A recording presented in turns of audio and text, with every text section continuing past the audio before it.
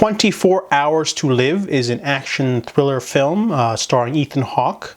This movie was recommended to me by IMDb review boards. He said Bushwick, Acts of Vengeance, and 24 Hours to Live are solid direct-to-video action movies. I did not quite like Acts of Vengeance or Bushwick that much. This movie is probably the best out of the three, but it's still not that great. Ethan Hawke plays Travis Conrad. He is a mercenary who lost his wife and his child a year earlier. And he's still in the game, though. They don't really explain why he's still a mercenary. But he has this mission to kill a witness who's trying to basically rat out a mercenary outfit. And this movie kind of takes place in the future because there's a lot of futuristic stuff, like small things. But essentially the concept is that Travis Conrad is killed. And he's brought back to life, and he's got 24 hours to live.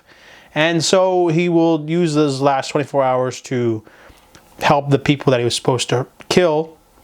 And that's basically the plot. So first off, this movie has pretty solid direction and action sequences. The director has a really good eye for editing, and it doesn't feel like a low-budget movie. It feels pretty good, actually. Like I mean, it kept my attention for whenever guns were going off. However, the story is very weak. There's no reason for Travis to be a mercenary. There's no real reason for him to switch sides. They try to throw in like this last-minute sort of resolution type thing, but it doesn't really work.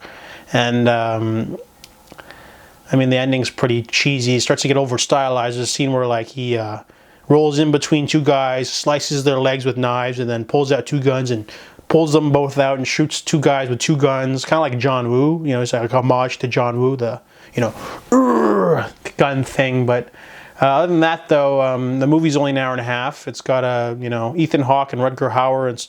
Rutger Hauer's in there for a small role. But honestly, if you replaced Ethan Hawke with anyone else, the movie wouldn't have been much different. It would have just been another generic action thriller. I only watched it because of that recommendation from the IMDb message or review board. It's a very skippable action movie. The ending is also very weak as well.